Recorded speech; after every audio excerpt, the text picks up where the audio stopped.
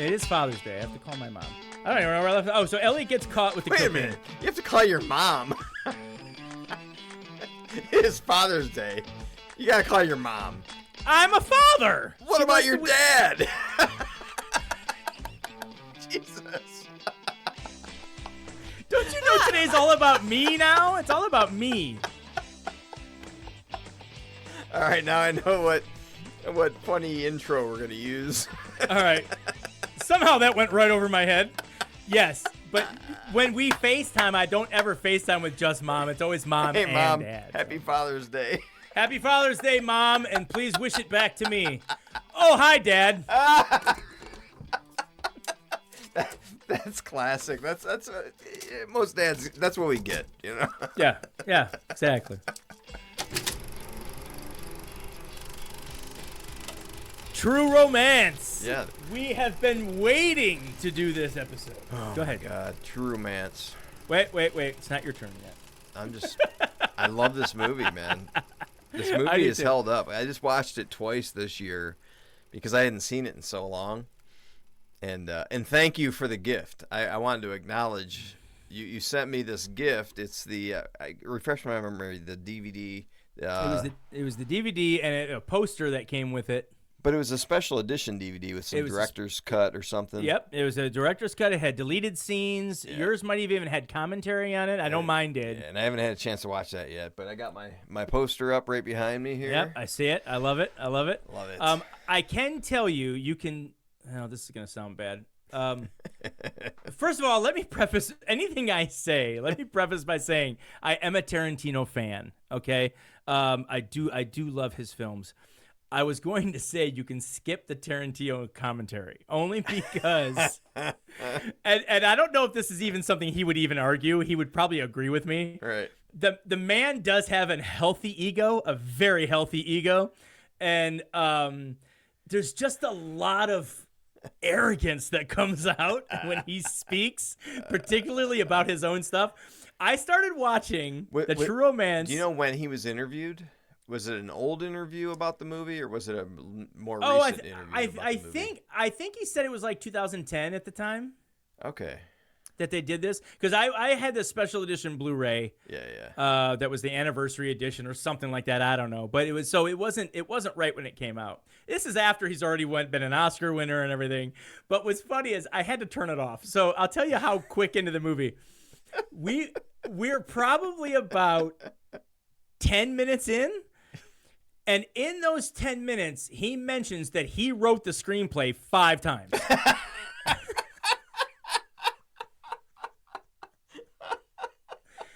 And I'm like, all right, dude, I get it. I'm listening to your fucking commentary.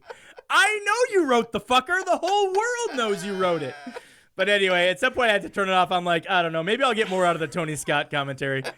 That's great. So, yeah, but I had already had my notes done for the episode. So I was just watching it for fun, and I couldn't even get past the first 10 minutes. I'm glad we got that thrown in at the beginning of this episode then. That's great. But I do love it, and I love his work. I do. So, okay, let me give you the specs here. All right, 1993, directed by Tony Scott, written by the aforementioned Quentin Tarantino. It does have an uncredited consulting by Roger Avery on IMDb, which is interesting. That because he was his writing partner on Pulp Fiction. Running time of 1 hour, 59 minutes, had a budget of $13 million, so another cheap one, even by today's standards. Yeah, really. It was released September 10th, 1993, went on to make $13 million worldwide, which breaks even at the box office. But it made a hell of a lot more than that once it hit video, because once Pulp Fiction came out, and Reservoir Dogs started to become a cult classic, everybody was going back to revisit Tarantino scripts, and True Romance started to take off at that point. Yep. So it came in 91st at the box office in 1993 on the worldwide list, just behind movies like Jason Goes to Hell, but better than Weekend at Bernie's 2. Wow. So, just for fun, I know we don't do this a lot, but just for fun, the top 5 movies that year in ascending order. Number 5, Sleepless in Seattle, $127 million. Number 4, The Firm, $158 million. Wow. Number 3, the number 3 movie of the year, The Fugitive, at $184 million. What a year, man. Number 2, Mrs. Doubtfire at $219 million. And number 1, can you guess it? The number 1 film of 1993, with $978 million worldwide, first run release. Jurassic Park. Yeah. Yep. Huge year. Big year for the box 93? I'm like, oh, yeah, Jurassic Park. Yeah. So $978 million in 1993. That is roughly, today's dollars, $2.1 billion with a B. Wow. That's nuts. They were just printing money. Yeah. The Fugitive, which I said came in at number 3, that was released 1 month prior to True Romance. Oh. So the box office competition was tough.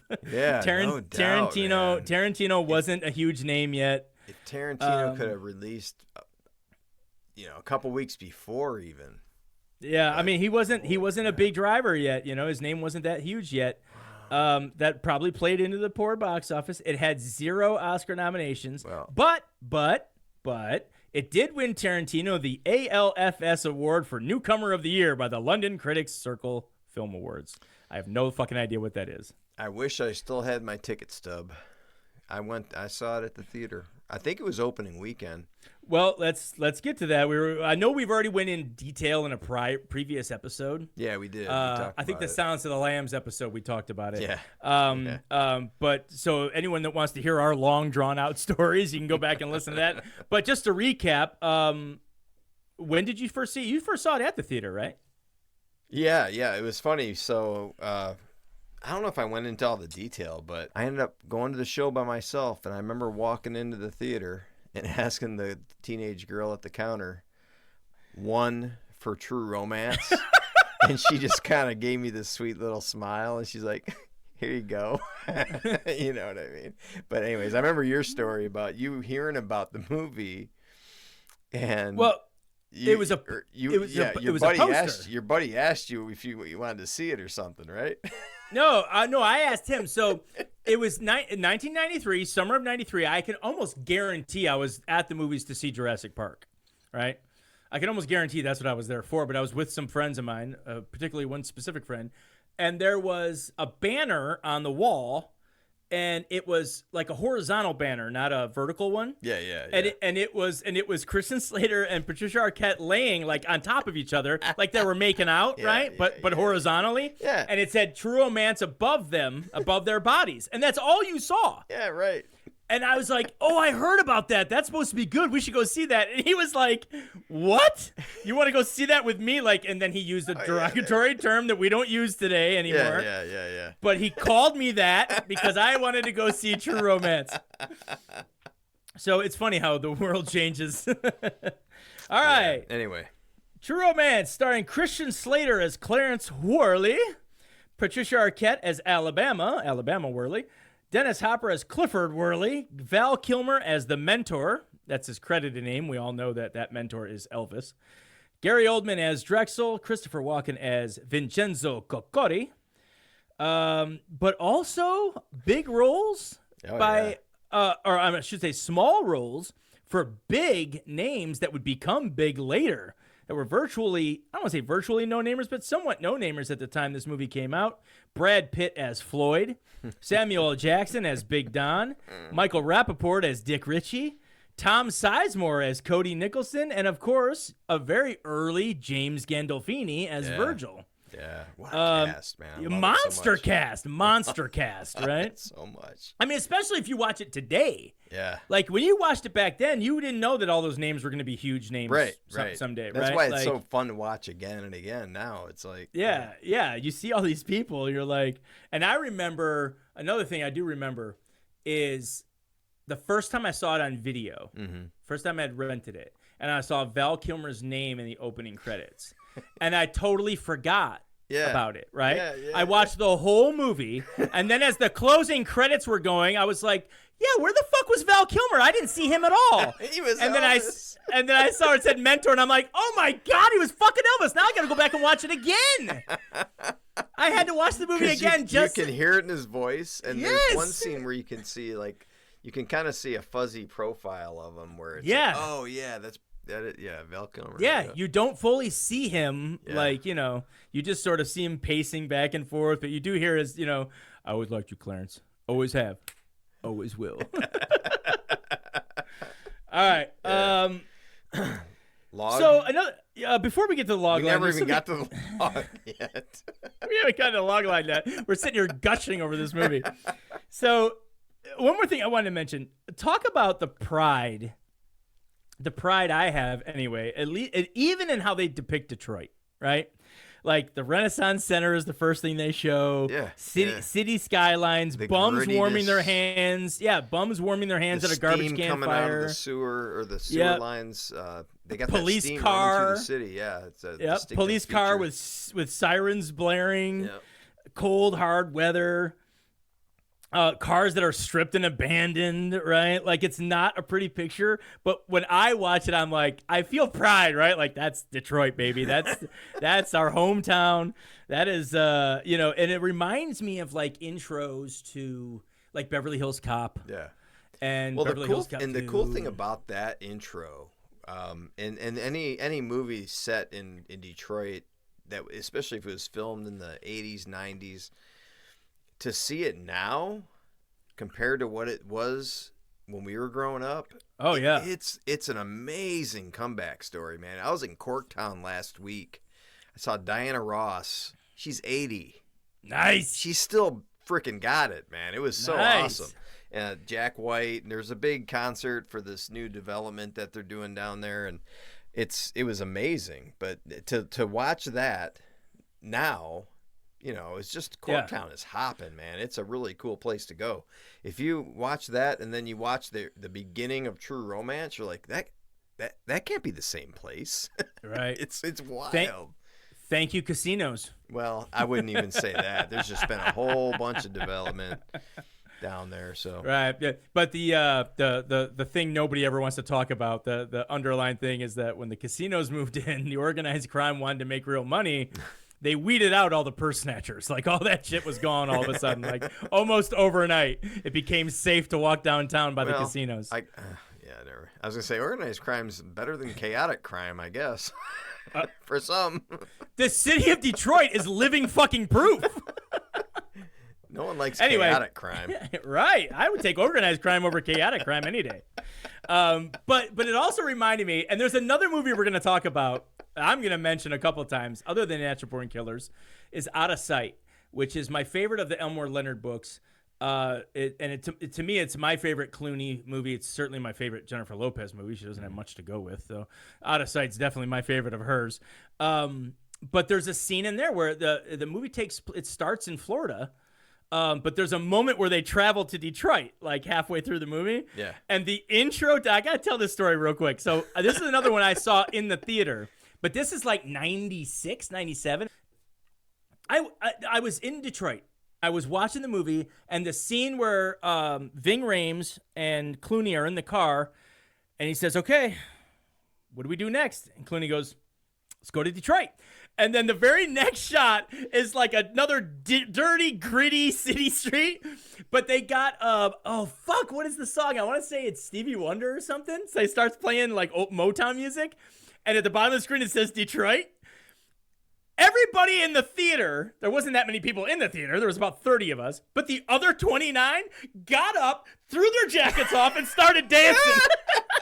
It was like, I love the pride of this city, man. I love the pride of this city. Where did you see that at? I can't remember what theater it was, but Somewhere it was in Detroit? Yeah, it was somewhere, or at least Warren, South Warren. Wow. Was it at Bel Air? That was on 8 Mile. Maybe it was Bel. I can't remember. All I remember was thinking was, first of all, I'm the only white person in this theater right now. But that's okay, because we're all here together to watch a good movie. But when that scene happened, man, everybody started dancing, and I was like, great. I fucking love this city, man. Yeah, I love it. I love the pride. I've told you my story about going to see a movie at the Bel Air movie theater on 8 Mile in Detroit, right? I don't know which one. Which story? story? Because my ex, she was dragging me to a movie I really didn't want to see. So we were on a date, and she wanted to go see The Prince of Tides. Aww. With Nick Nolte. And, fairly good Nick Nolte movie. And no, I hated the movie. I hated every minute of it. Just up for Best Picture. I know, and I couldn't stand it. But the best part of the story, it was Nick Nolte and what's her name? Barbara. Babs. I mean, Babs. how do you Barbara not love Streisand. Barbara Streisand, but still, I just couldn't stand the movie. So the best part of the movie is it ended. A massive mob of white people depart into the hallway at the exact moment that Malcolm X ended across the hall.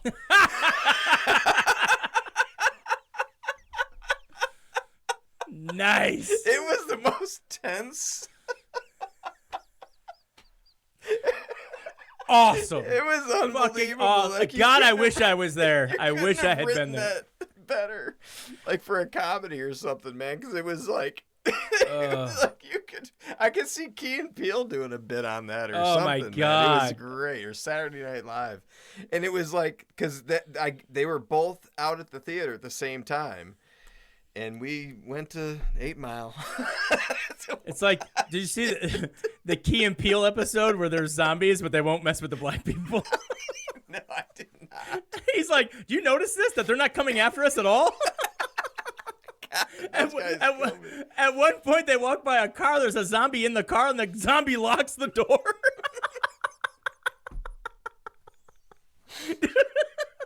Key and Peele are fucking hilarious, man.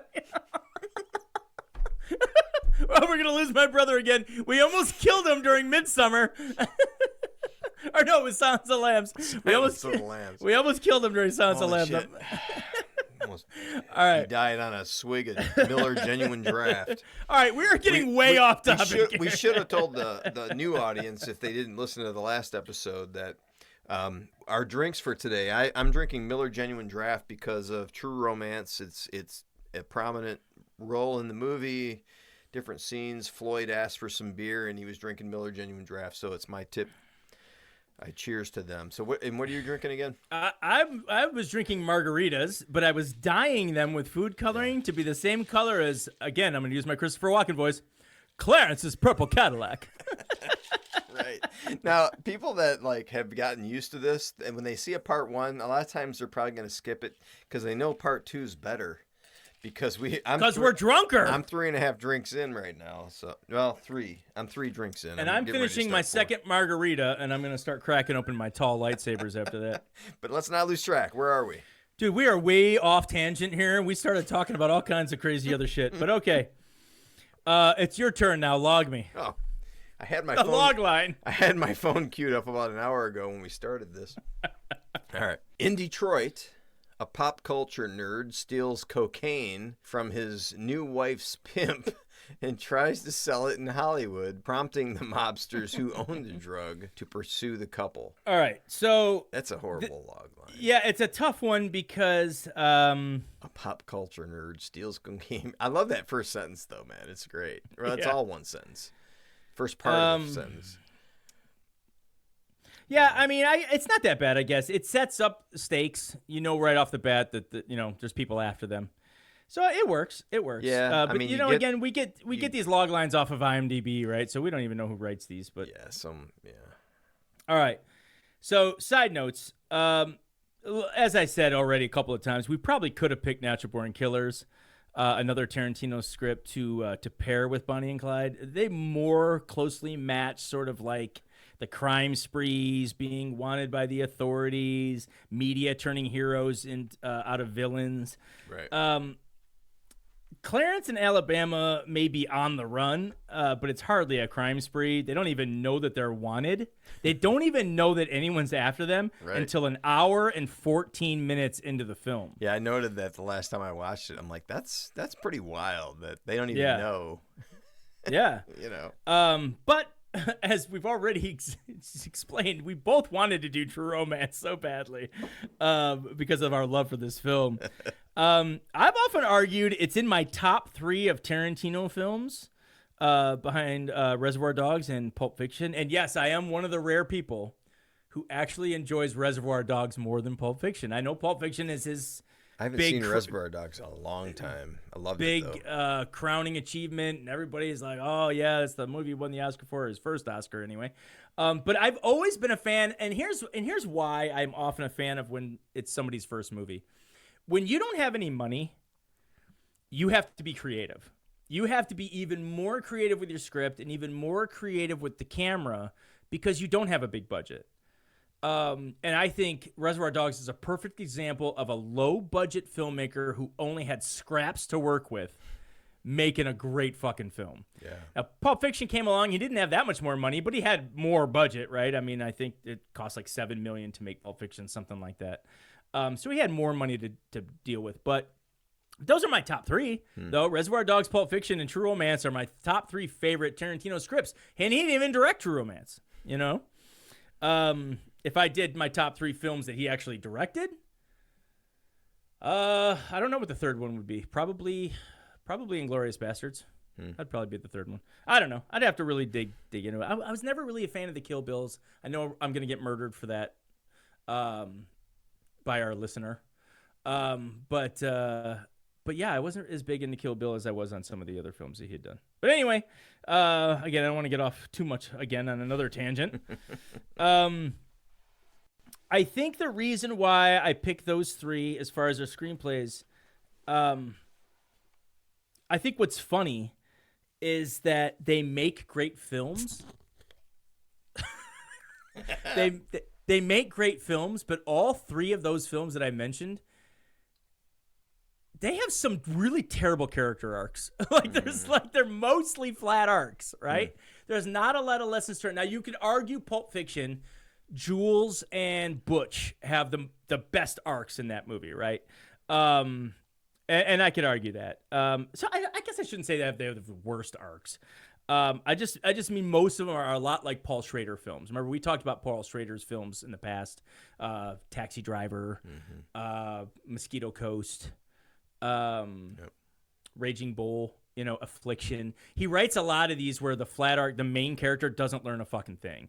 And everybody around them learns, I need to get as far away from this fucking guy as I can, right? Like that's everybody else is learning a lesson. That person doesn't learn anything. Right. Everybody else learns, I gotta get away. I gotta get away from this guy.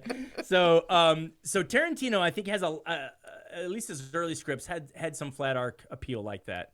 But okay, we're going to tackle on Blake Snyder's beats here. Let's do it. We have the beats. I didn't even do my beats intro in the last movie. All right. Opening image. The song Graceland is playing as Clarence sits at a bar, looking for love and gets denied. The lyrics can be heard by Charlie Sexton as he sings, I've never been to Graceland. This definitely speaks to Clarence's sort of like homebody mentality, right? Doesn't come off as somebody that travels a lot, right? He's likely never been outside of Southeast Michigan before. He's comfortable in this quiet, non-adventurous, hidden life. Though it's obvious he loves badasses, the idea of badasses, the idea of being a badass, and the idea of badass movies, right? Because he loves Elvis, and he loves Elvis particularly in the movies where he's a badass. So he lives sort of vicariously through these movie heroes of his, obviously mostly Elvis. Now, as Blake Snyder cited in one of the Save the Cat books, there's what's called the things that need fixing, right? You usually start movies not just with the character maybe doing something that the audience can get behind, which is the definition of Save the Cat, but also it sets up like kind of how shitty their life might be, right? It's the things that need fixing. We can tell in the first few minutes of seeing Clarence things that need fixing, right? He obviously needs a life, number one. He doesn't have much of a life. He doesn't have any friends. He doesn't have a girlfriend. He's got no money, right? At one point, Alabama even says to him, so does it pay a lot? And he's like, no. He goes, but the boss is nice, lets you borrow money from time to time. So you get the idea that this guy's broke as fuck, right? Living in a shitty apartment in Detroit. So these are the things that need fixing for Clarence, right? Most of all, that he's lonely. He's got to be lonely because he has visions from Elvis that he talks to. So, and this I think really plays an important thing that people don't really realize. Understand, the mentor isn't really there, right? Mm-hmm. So he's a figment of Clarence's imagination. Right. So it becomes even more sad if you think about it that he's talking to himself. Yeah. But in his mind, he's justifying it that I'm talking to Elvis. Right. Well, all this great advice that comes out of Elvis's mouth are things that he already was thinking about and considering doing. Right? Because the mentor... It's almost a sign of schizophrenia. Yes! Which is freaking wild. Right. It adds a new element to Clarence. So anyway... I wrote down here, it kind of reminds me of Brad Pitt's characterization as Tyler Durden in Fight Club, right? Edward Norton, when you realize at the end, or anyone that hasn't seen Fight Club, pause it now. Spoiler alert. Did come out in 99, for God's sakes. But anyway, 25 years ago. When you realize that they're the same person, you realize this whole time he wasn't getting advice from Brad Pitt. Those were his thoughts, right? But anyway, okay. So I'm going to paraphrase. I wrote down here, I'm paraphrasing Fight Club. In Fight Club, Tyler Durden justifies and clarifies all this to Edward Norton when he says, I look how you want to look, I dress how you want to dress, and I fuck how you want to fuck. That's Clarence and the mentor, right? That's why he's imagining him in his mind, because he's everything he wishes he was. Right? So that to me is the things that need fixing. Theme stated, Alabama also has things that need fixing. We'll learn she's also lonely. She's a call girl in a dangerously abusive situation, has very little future, also lacks confidence. One of her arcs that we'll learn is that she also gives in too quickly. More on that later. She has a voiceover that bookends the beginning and the end of the film. The first one, the beginning of the film, is how she came to find true love in Detroit. At the 5-minute mark, she says, and quote, she's actually speaking for Clarence at this point. She says, quote, usually that's the way it goes, but sometimes it goes the other way too. This is going to serve as sort of the theme for these two, as most of the things that happen to them are very circumstantial and luck. Like they just, and usually luck that happens in films is bad writing, but when it's bad luck, we accept it. You know what I mean? Right. It's the age-old adage that coincidence is bad in screenplays when it helps your main character. If it hurts your main character, then it's okay, right? Because bad things are allowed to happen all the time. You have to find a way to fight through them. And that's just the way life goes. So since Tarantino sets this up early, we can expect the suspension of disbelief that when crazy things happen, that's just the way it goes, right? What was one of the examples I remember telling somebody one time? Blues Brothers has a great example that they start the movie off with just sort of like the ridiculousness of, I think as soon as Elwood picks up Jake from prison, right? They go home, and Carrie Fisher's character wants to kill them, right? The whole movie she's been trying to kill, Jake Blues. I want to say, this might not be it. I'd have to go back and watch it again. But there's a moment where she, torpedoes their apartment with a rocket launcher, and they survive. They fall down as the building's collapsing, and they get up out of the rubble and walk away. That's setting up from here on out. Just expect that crazy shit's going to happen, and you're going to believe all of it, right? Another point in a car chase, their car, backs up, flips up, turns around, and then literally takes flight. But at that point, we've already suspension of disbelief. We just know that this is how this movie is going to be, right? So Tarantino's kind of doing something like that here, just to let us know that crazy shit's going to happen, and we have to just accept that that's how things go. But sometimes it goes the other way too, as Alabama says. All right. So, also in her voiceover, she begins to tell us that she came to Detroit from Florida. So we know that about her. She's a traveler. So that already estimates that she's sort of like the opposite Clarence, right? Clarence is a homebody. He's never been anywhere. She's at least a traveler. So, and despite that's one of the things that needs fixing, she is wild. You know, she's a traveler. She's an adventurous spirit. She's everything that Clarence isn't. And that's probably why he's drawn to her. All right, inciting incident. 4-point push starts early in this one, too. Alabama meets Clarence 6 minutes into the film at the movie theater. This actually is the result of something that already happened off screen. We talked about it in the Fargo episode, the Latin term in media res, where you start your movie and the movie already has been going on. It's just off screen. We haven't seen it. We will find out later that she didn't just happen to be there. She was paid to be there by his boss, right?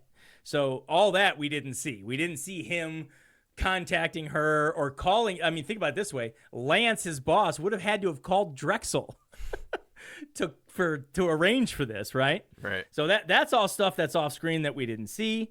In media res, that's where you start your story and the shit's already going on. Nevertheless, them meeting each other is the inciting incident because it's the first hint to Clarence that his his world is about to become upside down. It's the first change to his before world. So again, this is all opinion. There is no facts. I think it's the inciting incident because if they don't meet, we don't have a story, right? So, and I've had discussions with people about inciting incidents where I go early and say it's got to be that, and people will be like, no, that's more like the catalyst, and I think no, it's got to be, or I'll pick something that people are like, no, nothing's really happened yet, and my argument is, but if this one thing doesn't happen, the story doesn't happen at all. I see right? that. Yeah. So okay, there's a lot of setup after that, right? For the next 12 minutes, we learn a lot about these two, including where they're from, what they're interested in. Particularly each other. At the 17-minute mark, Alabama professes her love for him outside of his apartment, right? More on that later, too. I got more on that, too. He feels the same way, so they get married. That's by the way, before that, they actually have sex. Using another, by the way, perfect song choices for this movie. The sex scene, they're playing Charles and Eddie's song Wounded Bird. I mean, how perfect is that, right? So you could argue that this film actually has a 5-point push instead of a 4-point push because you could argue that there's two debates here. So while I was like trying to figure out the ins and outs of my 4-point push that I've coined that term, there actually is potential for movies to have a 5-point push where you have inciting incident. Like right now, the 4-point push is inciting incident, catalyst, debate, break into 2. The 5-point push could be inciting incident, debate 1, catalyst, debate 2, and then break into 2. Yeah. There's sometimes we've talked about the double bump that would make it a 6-point push. But remember, more points the better, right? The more things that have to happen to get somebody into Act 2 keeps you engaged, and it's more believable, right? That they're now in Act 2 because they went through all this shit to earn it. Right. Okay, so the post-sex billboard scene. Okay. This could technically be Clarence's first debate, right? Because the girl he just met and had the best time of his life with finds out she's a prostitute. He could have kicked her ass out of the apartment. He could have been like, man, fucking what a horrible end to my birthday. I thought I met the girl of my dreams. Turns out she's a whore. He even uses that word on her, by the way. She yells at him when he calls her that too, but he could have kicked her out, right? So this is his debate, albeit a very short one. He has to debate.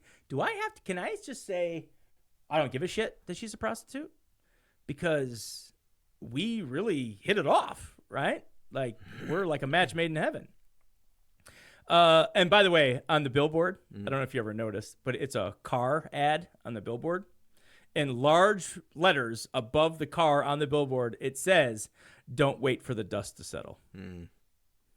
I always thought that was interesting because it's pertinent to Clarence's debate, right? Yeah.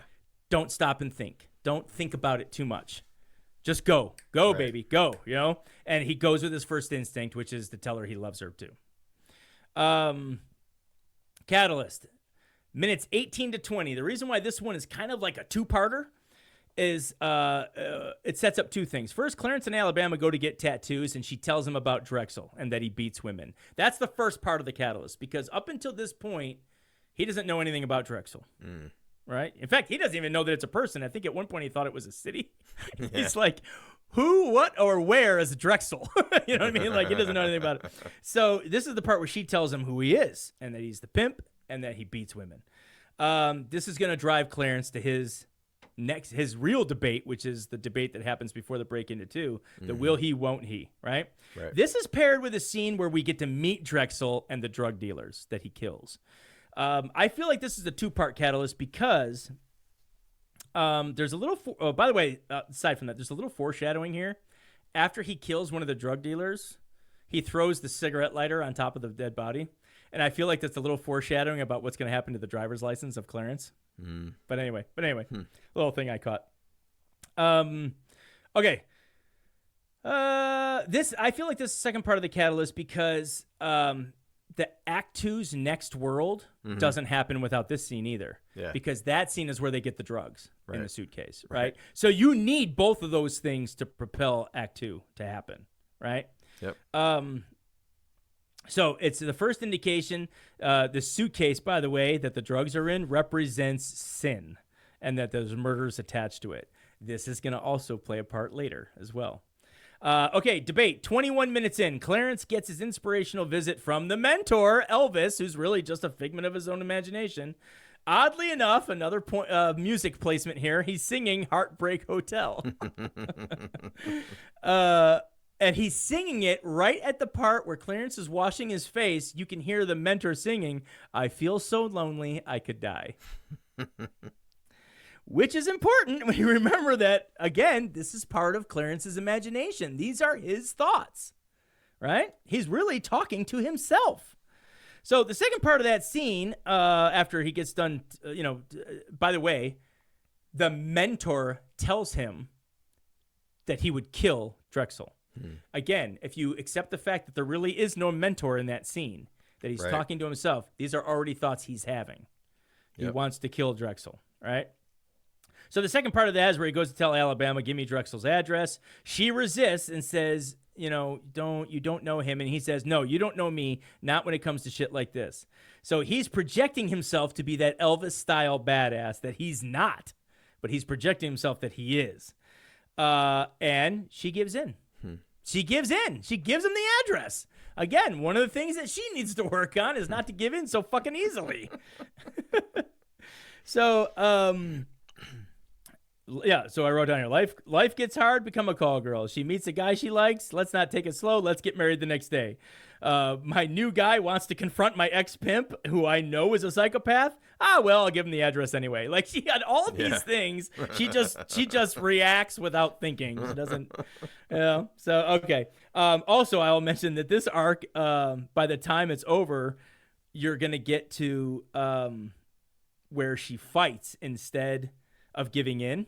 Yeah. Right? And that's when she meets Virgil later. So she has an arc with that. You could argue that the theme through this entire movie for the main characters is dumb luck.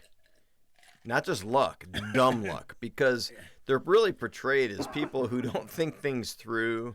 Right? They're not deep thinkers. Well, that's why that's why I chose the line that she quotes where she says that Clarence says, that's the way things go, but sometimes they go the other way too, right? I felt like that line totally nailed all of that. Okay, break into two, the fourth point of the 4-point push, or the fifth point, if you consider that Clarence had two debates, is officially at the 26-minute mark. Same as Bonnie and Clyde, I might add. At the 26-minute mark, when the showdown with Drexel happens. Interestingly enough, the address that Alabama provides Clarence on her of where her former whorehouse was, or pimp house, whatever, complete with prostitutes hanging outside the door, is 447 East Montcalm, which actually nowadays is a spot directly between Ford Field and Comerica Park. I knew that road sounded familiar. Yeah, a rather eventful and safe area of downtown. But back in '93, when neither of those stadiums were built yet, that's what I'm talking about, man. Not so much. Yeah, you can talk about the casinos, but those stadiums coming back to Detroit, man. It has transformed the downtown. It's just an amazing place to go. Absolutely. Again, more song placement. I Want Your Body by Nymphomania is playing as Clarence enters the prostitute house. Clarence is also wearing his Elvis sunglasses. Interesting side note, the script and the film differ in some points, but the biggest difference in this scene is the lampshade, where he goes to see Drexel and Drexel's pushing that lampshade back and forth, right? Yeah. That's not in the script. Really? That wasn't in, Tarantino didn't write that. I love that. The tension, you could just feel the tension. So that was Tony Scott's directorial edition, and like you said, I think it works. I think it really adds to that sort of the tension. Tension to the scene. But also it's kind of a metaphor. Drexel is literally throwing light on a character he doesn't know. Yeah. Right? Yep. Literally. Yeah. And he stops it before it gets to him. Yeah. He doesn't show himself until after when he says, "I know I'm pretty." Yeah. Which, by the way, I know I mentioned it. I think it's in that trivia book I sent you. But in that scene, when Gary Oldman was reading the screenplay, he said that I don't know if he went outside. He went to a park where there was a bunch of younger, like, black kids playing basketball. And he went to them with the script, and he's like, "I need you guys to teach me how to talk black." He's like, because this character thinks he's black. So he showed the script to a bunch of kids. That's amazing. And one of them said to him, a black man would never say titties. Because I guess in the script he was supposed to say, "I'm not as pretty as a couple of..." Oh, he does say, "I was not as titties as a couple of pretties." But he does say, when he first comes in, he says, "There's a movie on, and there's a woman with her titties hanging out." That's how it was written. Yeah. But the kid at the park told Gary Oldman, black guy would never say that. He would have said bristises. So when you watch the movie now, Gary Oldman, Drexel says, "There's a woman on the TV screen, and since you've been in the room, her breastises have been hanging out." So he actually changed it to breastises. So that is funny. That's when he shows the light himself, he says, Gary "I know Oldman, I'm pretty." Man. He is, man, he's one of my favorite actors. Dude. There's so many different people he's played. Yeah. But he does say titties in that second part. When he shines the light on himself, he says, "I know I'm pretty, but I ain't as pretty as a couple of titties." But anyway, okay. So Clarence tries unsuccessfully to talk Alabama out of Drexel's life, and it turns on to a full-on fight between Clarence, Drexel, and his right-hand man, Marty. Drexel gets the advantage enough to get Clarence's driver's license and get his address. In the moment of confusion, Clarence pulls out his gun and shoots Drexel first in the nuts and then point blank in the face. Yep. This scene is the payoff of the previous setup of Clarence leaving his driver's license behind. I just thought that was a little sort of like a nice setup and payoff with the lighter from the earlier scene. Right. But again, it's bad luck, right? It's just a bad luck coincidence that he left his driver's license. Without it, we don't have the rest of the movie. Dumb luck, right? It's okay that dumb luck happens. It's not good when coincidence happens, it turns into good luck, right? Mm-hmm. All right. Clarence leaves the license, but he does take the suitcase. Again, that suitcase of coke is now attached to more killings. Yeah. Again, this is a metaphor. I'm going to prove it later that you're going to like how it ends up. But anyway, all right. He thought it had Alabama's clothes in it. It doesn't. Fun and games. We're now officially in Act 2, the mirror flip of Act 1, and now the framing of their relationship has changed, in fact, for the better, as she is kind of turned on by what he did, right? Right. They discover, this is a great scene where she's like, "Oh, I have clean clothes," and she opens up the suitcase to all the coke, and she goes, "These are not my clothes." So more fun and games as we meet Daddy, Clifford Worley, Dennis Hopper, and one of his best scenes coming up. Oh my gosh, this scene. Some of the most comedic moments of the film regarding the reaction to Clarence's arrival. When he kisses Alabama, he acknowledges she tastes like a peach. More on that connection later about traits that Clarence sees in Alabama that he likes about his father. Yeah. B story. By the way, we haven't gotten to Clifford's scene yet. So that's why, in case you're like, well, you're stepping over it, it hasn't happened yet. Mm-hmm. B story, at the 40-minute mark, we actually meet Dick Ritchie, Michael Rappaport's Clarence's friend. He serves as the B story because he'll eventually get Clarence and Alabama to their spiritual goal. He will be the reason that they reach their climax. Incidentally, at the time we meet him, he's taking a shit. Right. All right. More funny games. At the 48-minute mark, Clifford meets Vincent Concordia. Christopher Walken. Yeah. This is a 10-minute scene. Oh, my God.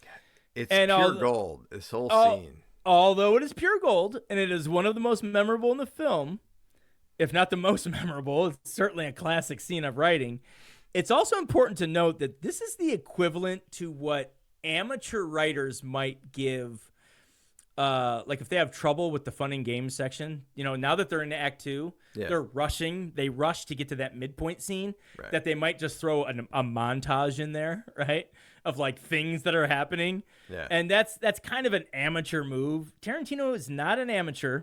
He was pretty much an amateur when he wrote this script. It was his first script. Mm-hmm. So he technically is an amateur, but he doesn't do the montage. But he does write a 10-minute scene in this segment.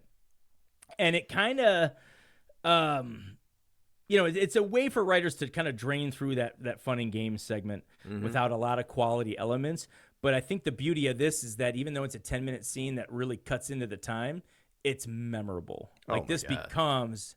It's probably one of the most famous scenes in any Tarantino screenplay of anything he's ever done. Yeah. It's up there. When I saw this scene, again, I'm this white kid, early 20s at the theater by himself, Metro Detroit, and I started laughing. Now, I shouldn't have been laughing because this was a serious movie. And I shouldn't have been laughing for multiple reasons because... You're a white guy and it's the racist scene of the movie. It's the most racist scene in the movie. Anyone that knows me, I don't know anyone that would call me a racist, right?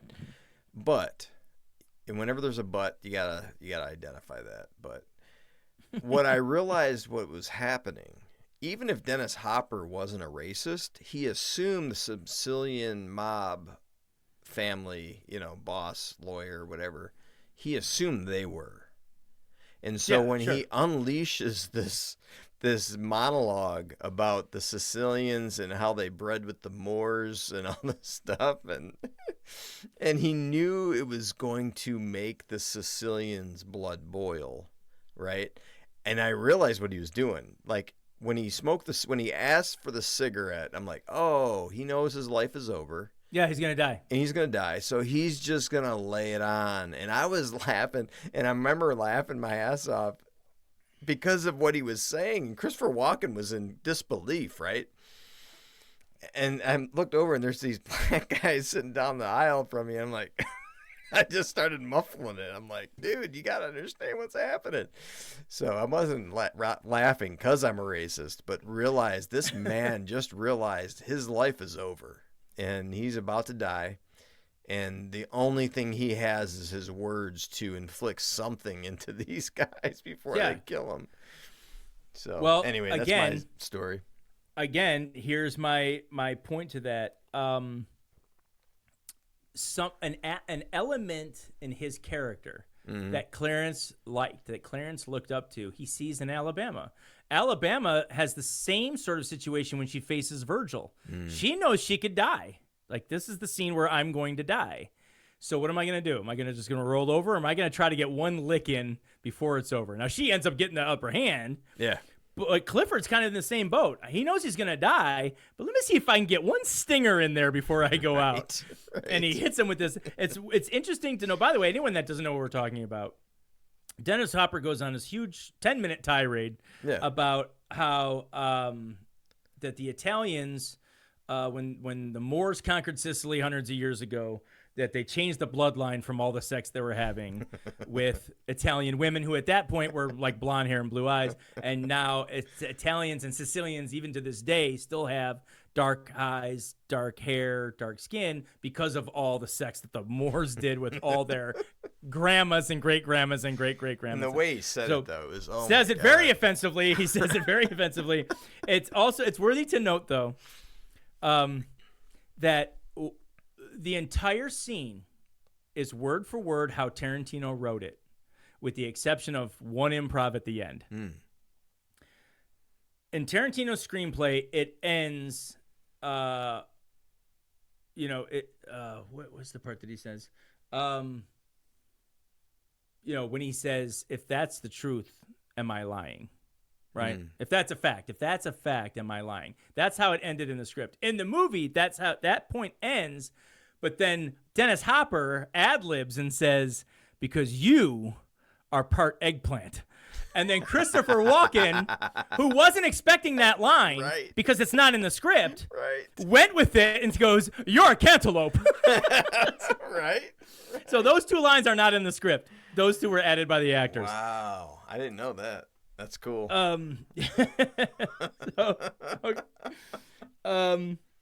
Okay, so the very next scene, another wonderful use of music. Clarence and Alabama are arriving to Los Angeles to Aerosmith's Other Side. Yep. Take me to the other side. Don't sing. Again, Don't sing.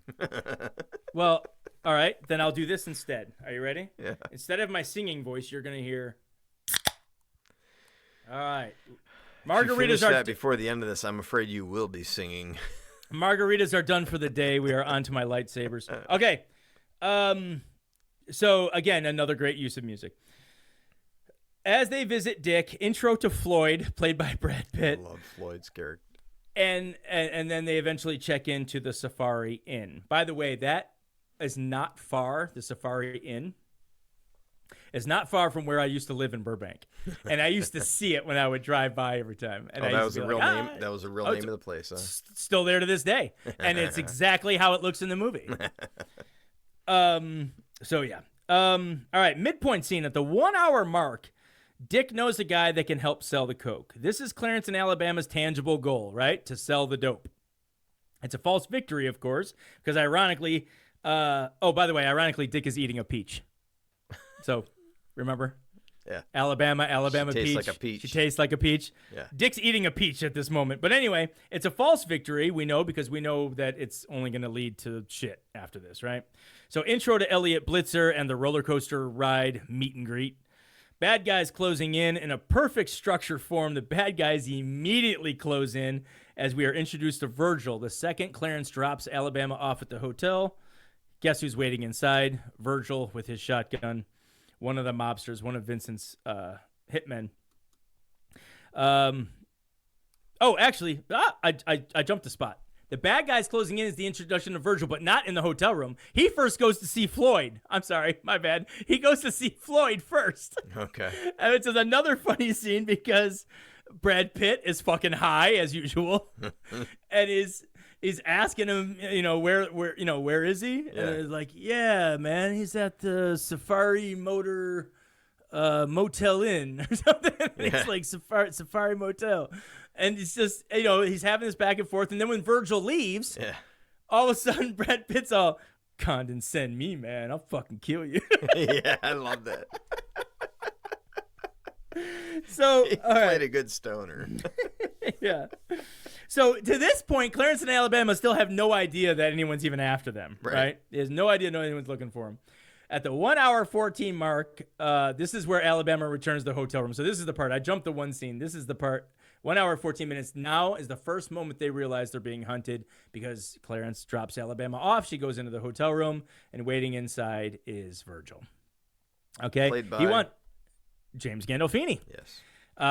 People argue this was the movie that got him The Sopranos.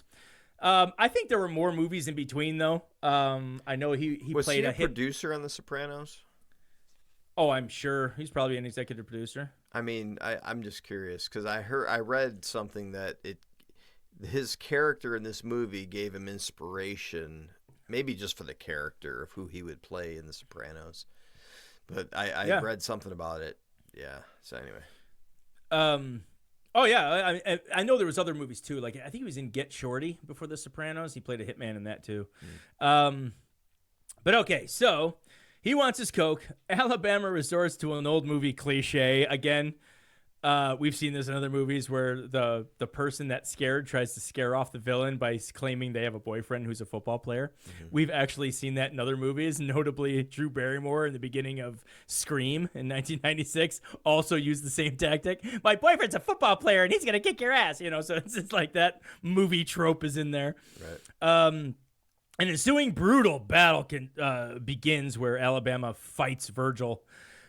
This reminded me, again, as I said, the connection between Alabama and Clifford, how they both face possible death, right? Mm-hmm. There's a confidence, a toughness, almost a defiance of I'm not going to go out the way they want me to go out. I believe Clarence knew that sort of that might be how his father is, and maybe that's something he saw in Alabama, that she has that sort of, defiance in her. Which is odd because everything we've seen from her up to this point is that she gives in too easily. Now, all of a sudden, she doesn't just roll over and take the death. She fights for it, right? She's fighting now, which could be part of the arc, right? That from what we knew of her, she was a give-in personality, but now she's got something to fight for, right? So now she's not going to just roll over and take it. Okay, so one of the things that she needed fixing when we talked about lack of confidence, she solves that in this battle. Just as Clarence solved his when he killed Drexel, right? The lacking of confidence. So Clarence does eventually arrive, and he gets her out of there. Another aspect I loved about this is that he didn't have to save her. In a worse movie, he would have come in during the fight. Right. And ended it then. Yeah. And ended it and killed Virgil and saved her like a damsel in distress. I like that Tarantino and Tony Scott's direction didn't have him come in until it was over. Right. Right? Yeah. She had to save herself. And that's important. And I love that about that moment, that it's after she kills him with the shotgun, he comes in right after. Yep. Okay, so I actually wrote on here too that Tarantino uses this method in other films as well. His leading lady is usually strong, right? You think of the Bride in Kill Bill movies, Mallory Knox in Natural Born Killers, Melanie Laurent in Inglourious Bastards. A lot of his female leads have that sort of inner fire, right, and that strength that they don't need to be saved. No matter who is coming across their path, the men in their life are additions. They're not anything to cling to, right? They're not protectors. They're like bonuses. They're just there, right? That they're strong enough to take care of themselves. All right, bad guys closing in. Elliot gets caught with cocaine. Wait, let's pause for a moment. We have to pause and mark this spot. Mom is calling. Oh, boy. Hello? Hello? She butt dialed you. I have her on speaker. You're on the air. Hello? She butt dialed you 100%. She did butt dial me. That's not getting cut. We're leaving that in. She texted me, can we FaceTime? We are recording. I'm leaving that in 100%. We're recording at the moment. We'll call you back. Is it funny how Mom always finds a way to work her way into our podcast? Yeah. Okay. All right. Sorry about that, audience member. We got to wrap it up. You got to call your mama. It's getting late. Yeah, I have to call it is Father's Day. I have to call my mom. I don't even know where I left. Oh, so Elliot gets caught with the cocaine. Wait a minute. You have to call your mom. It is Father's Day. You got to call your mom. I'm a father. What about your dad? Jesus. Don't you know today's all about me now? It's all about me. All right, now I know what funny intro we're going to use. All right. Somehow that went right over my head. Yes, but when we FaceTime, I don't ever FaceTime with just Mom. It's always Mom and Mom, Dad. Happy Father's Day. Happy Father's Day, Mom, and please wish it back to me. Oh, hi, Dad. That's classic. That's most dads. That's what we get, you know. Yeah, exactly. Again, we just talked about strong women who don't need men to protect them. They're just add-ons. Dad's the add-on to mom. Ouch! Oh my God. I'm kidding. It's getting really hot in this fucking room now. I know. With no air on and no fan. I'm 4 right. beers in and it's 90 degrees. All right. All is lost. 1 hour, 26 minutes in. Cops Nicholson and Dimes, Tom Sizemore and Chris Penn. By the way, both have passed away. The late Tom Sizemore and Chris Penn. Lay the hammer down on Elliot. This is interesting beat because in this film, the All Is Lost doesn't fall on the protagonist. He's not aware of it, right? He doesn't aware that the plan is all falling apart. We have sort of an omniscient view. Again, this happened with Bonnie and Clyde, right? We have the audience has superior position that shit's about to go down, but the main characters don't. Right. So Clarence All His Lost is when he gets Alabama out of the hotel room and he's speeding off, cursing and yelling. He knows at this point that the mob is after him and that he's not safe. But the argument against that being it doesn't change his goals, motives, or direction. He's still going to go forward with trying to sell the coke, even though he knows the mobsters are after him for the coke. Fuck it, I'm going to sell it anyway. Not just give it back and say, sorry, we didn't know anyone was looking for this. No, he's going to sell it anyway. Elliot, before he's forced to wear the wire, he's certainly and ultimately going to drive Clarence to his climax. Okay, Dark Night of the Soul. This is where Clarence is bandaging up Alabama at the airport. This confirms his plans are still in place. He just wants to sell the coke and get out. They contemplate how wonderful their life will be if they can finally escape all this. Interesting change, I think, in the fight or flight by Clarence. Whereas at the beginning, I don't think he would fathom like that Drexel would be somebody that he would ever want to fight and kill. But he does it, right? But now, when he realizes the mob is after him, he doesn't want to fight. He wants to flight, right? He wants to take off. Right. Like, he wants to sell the coke and get out of there. It's not like, all of a sudden, it's not like killing a pimp. You know what I mean? Now he's like, I don't want nothing to do with the mob, right? Like, I just want to get the fuck out of here. Let's sell the coke, get the money, and get the fuck out. Break into 3, A and B stories collide as Dick Ritchie gets the call that he got the part in the new show. Dick represents the innocents. Remember, the suitcase still represents evil. Okay? That's going to come into play here in a minute. Yeah. And now, by the way, has another death attached to it, Virgil's death. So everywhere this suitcase has gone, people have died. Yep. Okay? All right. They're off to the hotel for the big drug deal scene, and we're now officially in Act 3. 5-point finale. Here we go. Gathering the team. While the mob is loading up their guns and the cops are prepping Elliot, Clarence is assembling his team in the car on the way to the hotel. Clarence also gives a line of dialogue that I use as sort of like one of my Bible oaths that I use in my lifetime. And he says, quote, "There's any, he says gun, but I'll tell you, I word it differently in my life. He's referring to the gun.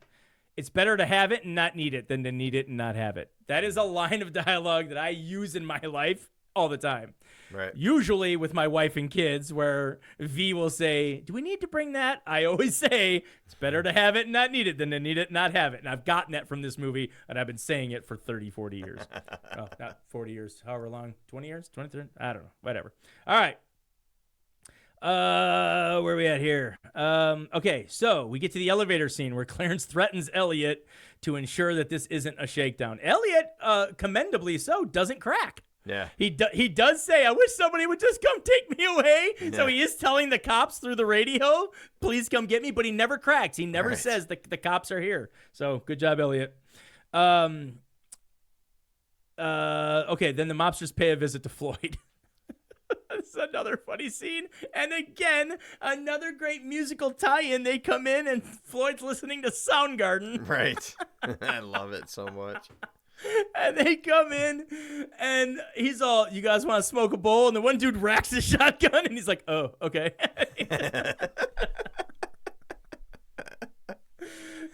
Man, it's just another funny scene. Floyd provides all the humor in this movie. Yeah. Okay.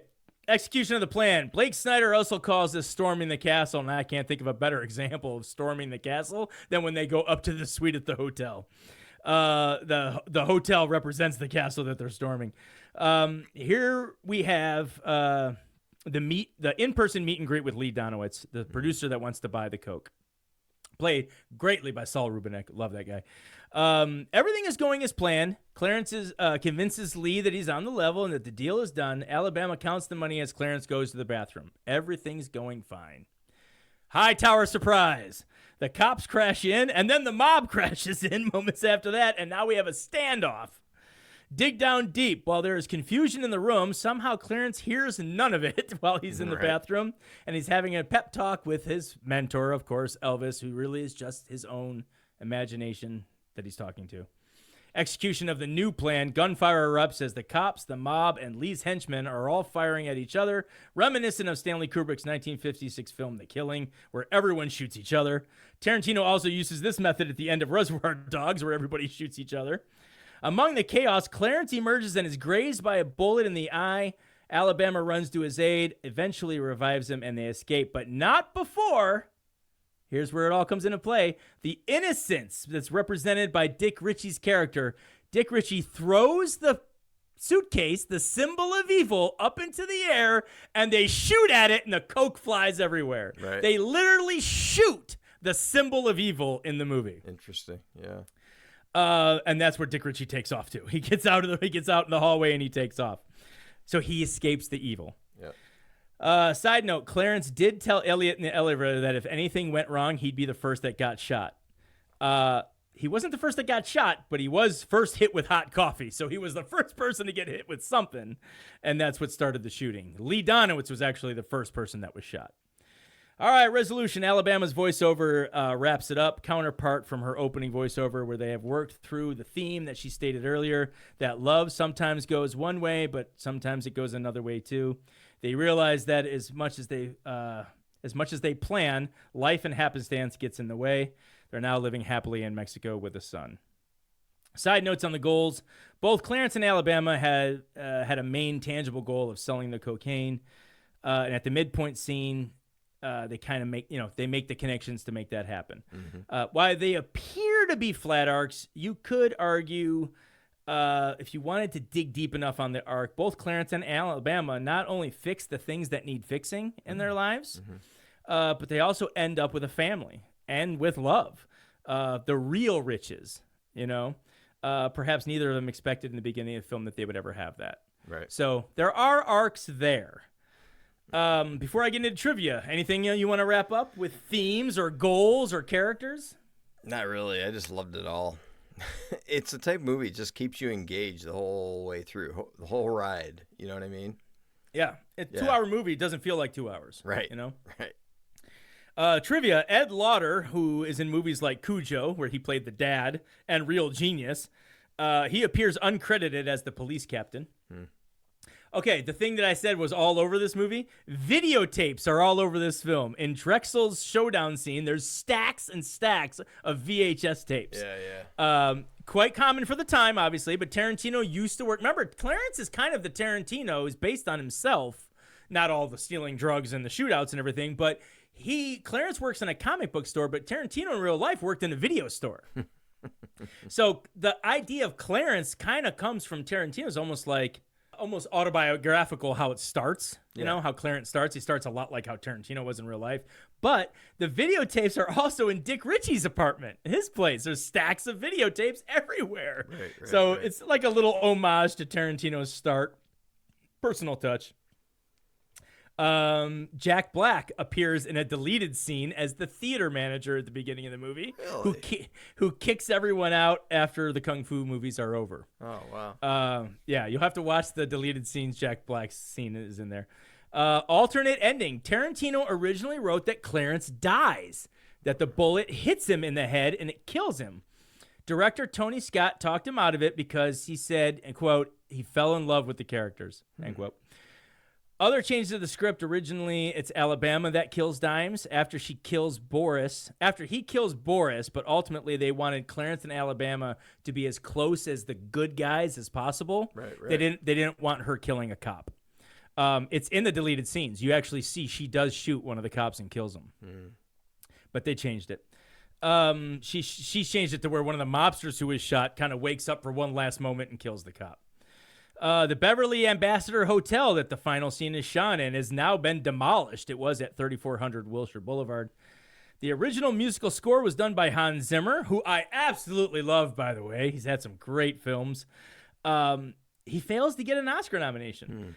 The 4 nominees that lost Best Sound, the musical score, I don't know why I'm throwing this in there, just that I can't believe Hans Zimmer didn't crack this list. But the 4 nominees that lost were Richard Robbins for Remains of the Day, James Newton Howard for The Fugitive, Dave Grusin for The Firm, and Elmer Bernstein for The Age of Innocence. I can't believe Hans Zimmer didn't get in there somewhere. Really? Yeah. They all lost, though, to John Williams for Schindler's List. Yeah. So, by the way, that was John Williams' 5th Oscar at the time. Anyway, all right, one criticism that I think I've been tainted by other aspects of this, but why didn't the cops string Elliot along for more? You know, it almost seemed there was too much finality to it. Oh, we caught you with drugs. You're putting together a bust. Okay, we're going to take your boss down. Cops in real life don't do that. What they say is, you're going to wear a wire for the next month. We want to know not just where this coke came from. We want to know where your producer gets all his regular coke from. Right? This would have became a major sting. They wouldn't have just knee-jerk reaction on one bust deal. Right. But, you know, it's a movie. But whatever. That was one of the things I thought was like, that just doesn't seem to ring too true. So, Lee Donowitz in the film is known for making a famous war movie called Coming Home in a Body Bag. I think Tarantino is basing that on Platoon. Tarantino wrote the script in 1988. Platoon had been out for 2 years already at that point and had won Best Picture, right? Clarence says in the movie, quote, "It's the first movie with any balls to win a lot of Oscars since Deer Hunter," end quote. Platoon literally was the first movie to win Best Picture with Clarence-type balls since Deer Hunter. So I think that they were basing that off Platoon. Oddly enough, Oliver Stone, who did Platoon, did Natural Born Killers, and Tarantino hates him for it. Yeah. A lot of animosity towards those two because of that movie. Okay, one last bit before we go on to something else. Before we go on to 6 Degrees, I think. Let me see what else I have here. All right, so the last segment I have is something that we could talk about a lot of these movies that I mentioned. How do Bonnie and Clyde and Clarence in Alabama, among others in other films, how do they fall in love so fast? Right? It's the most suspension of disbelief movies ask us to accept in movies like this. Oddly enough, some dialogue from another crime movie that I already mentioned, Out of Sight, sheds a little light. Well, it doesn't shed light. It just it plays on the sort of like letting the audience accept that this is just how it is. That things like this just happen. Obviously, attraction is the first get, right? If somebody's not good looking to you, you're not going to be into it, right? Right. So obviously, in every one of these scenarios, there has to be attraction. Warren Beatty, Faye Dunaway, Patricia Arquette, Christian Slater. In Out of Sight, we're talking about George Clooney and Jennifer Lopez. Like, there's an element here already that you can see. None of these are ugly people. It helps you suspend the disbelief. Yeah, I think one of the things in true romance that helps you suspend disbelief is as you get to know the characters, you're like, oh, one's not stable, maybe mentally ill, and the other one's not. I mean, she's not too bright, and she's kind of resorting, she's at last resorts kind of thing in life.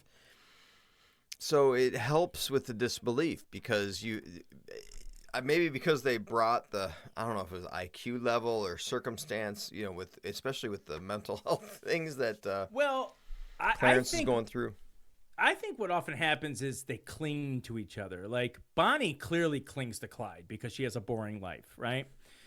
Clarence, I think, clings to Alabama because she's more of an adventure spirit than he is. She clings to him because he doesn't have craziness in his life. And she likes that because her life is filled with crazy shit, right? And what happens? He goes crazy. And then and then it almost like flip-flops, right? She's the mothering mom at the end with the kid, and he's the one that's off like, selling drugs and whatever.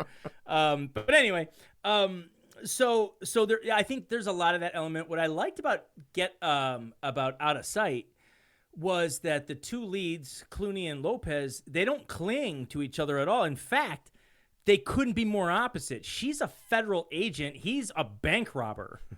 She's actually hunting him, right? So these aren't two that you would imagine would get together. But there's this. So I'm going to set this up now.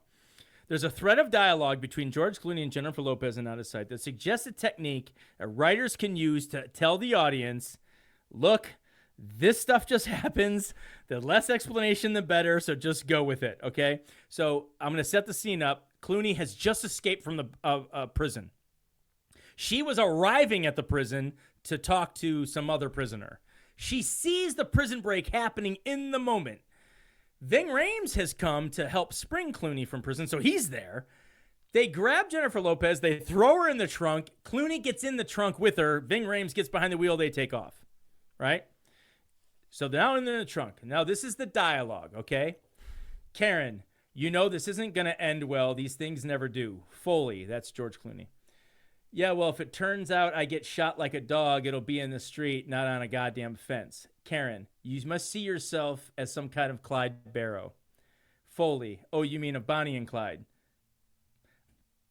And she says, yeah. And then they talk about some other stuff, but I skipped over it because some of the stuff isn't relevant. But then it gets back to him and he says, the part in the movie where they get shot, Warren Beatty and I can't think of her name, Karen, Faye Dunaway, Foley. Yeah, I liked her in that movie about TV, Karen, Network. Yeah, she was good. Foley. And the guy saying he wasn't going to take any more shit from anybody, Karen, Peter Finch, Foley. Yeah, right. Anyway, that scene where Warren Beatty and Faye Dunaway get shot, I remember thinking at the time it wouldn't be a bad way to go if you had to. Karen, bleeding on a country road. And then they start talking about other stuff. Then they get back to it again. Foley, you're sure easy to talk to. I wonder, say, if we met under certain different circumstances, if we got to talking, say you and I were in a bar or something and I came up to you, I wonder what would happen. Karen, nothing. Foley, I mean, if you didn't know who I was, Karen, you'd probably tell me. Foley, I'm just saying, I think if we met under certain different circumstances, Karen, you have got to be kidding. Foley tries to get back to where his speech was working. Foley, another one of Faye Dunaway's I liked was 3 Days of the Condor. Karen, yeah, with Robert Redford when he was young. Foley, yeah. Karen, I never thought it made sense, though, the way they got together so quick. Foley, really? Karen, I mean romantically. Foley, well, but if, and then at that moment, the car stops and the trunk pops open because they reached to where they're going. So he was about to say something to make it believable why they got together so quick, but the scene got interrupted. So what I love most about that scene is Elmore Leonard wrote the novel and Scott Frank did the screenplay. It's almost like they're telling the audience, look, shit like this happens, okay? This is just a scene to tell how two people, they actually have similar interests. They actually know movies. They like the same movies. Right. They like the same people. They're obviously attracted to each other. It's just a bad circumstance. He even mentions, what if we met under different circumstances?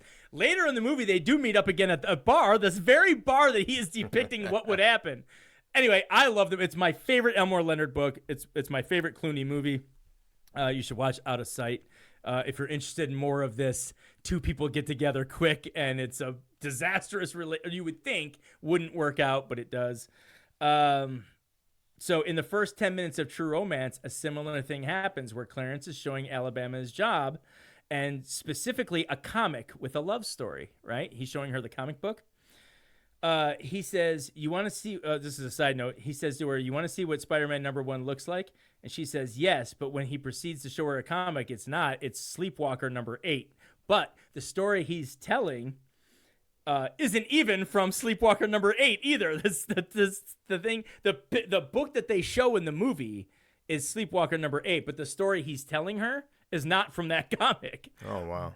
But what's interesting is, the reason Tarantino put that in there is that it's not so much what the comic book isn't the important part. The important part is while he's telling the story, Alabama's face is just fixated on him, right? She's really falling for him at this point. So this, I kind of caught that parallel between like this and a movie like Out of Sight, where it seems harmless. It's pop culture, right? Instead of talking about movies, they're talking about comics. But that's not the important part. The important part is not what they're saying. It's that they're sort of like falling in love with each other's personality, right? So that's how you get away with movies like this, how they fall for each other so fast. You got to throw a scene in there that has them more than just attractions. There needs to be a scene where they connect on a level. You experience the chemistry, right? Right. And Bonnie and Clyde, there's not a lot there other than she's infatuated with the idea that he is her ticket out of that boring life, right? It was unbelievable to me. Yeah, I don't know. So again, if you go back to that billboard I was talking about in the post-sex scene where the sign above it says "Don't wait for the dust to settle," that's another indication that that life and these relationships are going to happen fast, and you just have to accept it and be ready. Anything else to add on True Romance? Nope. And how these lovers get together so quickly in these kinds of movies. I know. No, let's go to 6 Degrees. All right, 6 Degrees. What did you have for me? It's been so long, I forgot. So for those of you who are just tuning in for the first time, my brother and I like to play 6 Degrees, where we try to see if two actors cannot be connected within 6 degrees. It's much like that 6 Degrees of Kevin Bacon, but we use any two actors. We also kind of hinder ourselves. One, the original Game with Kevin Bacon, they use TV shows and directors. We don't do none of that. They have to be actors or actresses in a feature-length film. And we can't use the movies that we talked about today. So my brother is going to pick two people, one from Bonnie and Clyde and one from True Romance, and I can't use True Romance or Bonnie and Clyde to connect them. Right. And all right, go for it. I try to usually find someone that maybe it's going to be a harder challenge just to see if we can not do it in 6. So this one I picked Estelle Parson and who plays Adam Blanche. And Adam Boster. Who's Adam Boster play again? Adam Boster. I'm trying to remember. Here we go. Yeah, he was. It says he was a mobster, uncredited. So Estelle Parsons, who wins Best Supporting Actress for playing Blanche Barrow, and a dude who's credited as mobster uncredited. Great. Okay. Well, it might be interesting for you to know that there is another movie Adam Boster was in the same year. Yeah. Of True Romance. He was in Dazed and Confused in 1993. There you go. With Matthew McConaughey. And Matthew McConaughey in 1995, just 2 years later, was in Boys on the Side with Estelle, Blanche Barrow herself, Parsons. So 2 connections. Man, just 2. In 2. That surprised me, actually. Yeah. Yes, that was a quick one. Yeah, I thought with his limited, how many movies was he in? He wasn't in that many. Well, he was in 11. But is that 11 movies, or is that 11? Because if you really look, some of them might be short films. Yeah, that's true. Let's see. So, I narrowed it down. Let's see. No, the feature length. These are all feature length films. Oh, okay. He was also in Coneheads. Uncredited. Nice. He was a guard. Uncredited. He was also in Hoffa. Oh well, there you go. Let me guess. Uncredited. He was Racetrack Roy. Love it. You could have got it. Yeah. So cheers to you, Adam Boster. You actually have been in some big ass movies. So if he ever Googles his name, he'll see it pop up on this obscure podcast called the Silver Screen Happy Hour. What the fuck is this all about? They connected me with Estelle Parsons. That was good, man. This is one of my favorite movies. It was fun to break it down, and have a few beers talking about it, man. It was another great. one for the books. Another one where you almost died. We had you choking again. Yeah. So as my brother said at the beginning of the first episode, we have a few in the can now, and over the summer I'm going to try to release them when I can. It's just been really tough with our move to a new house and new studio for me, and then my brother building a new studio from scratch, which is pretty damn sexy. I gotta say, I'm jealous. He's got a little bar behind his shoulder there. I can't wait till we start doing video with our podcast. I know, man. You know? We gotta have a producer, someone that could do that shit.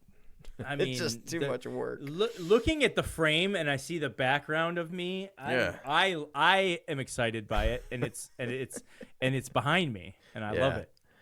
Anyway, more to come, so stay tuned. Keep watching for our updates on social. I hope to get back to that this summer, but keep following. We'd love to hear from you, too. If you have episodes that you want us to do on specific movies, let us know, and we'll try to make it happen.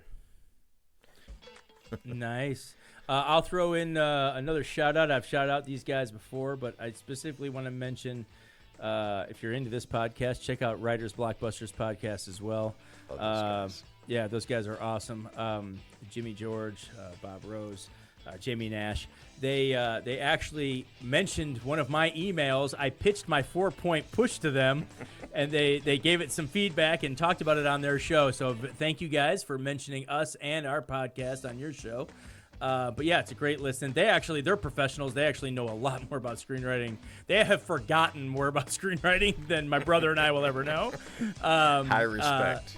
That's a high respect. So love those guys. They have a great show. I think I've listened to every episode of theirs. But anyway, so check them out as well. I think that's about it for shout outs. Happy Father's Day to all you daddies out there. Yeah, it's 7? It's 8 o'clock now It's almost 11 here. It's 8 o'clock on the West Coast, which means my brother is closing in on his sleepy time. Yes.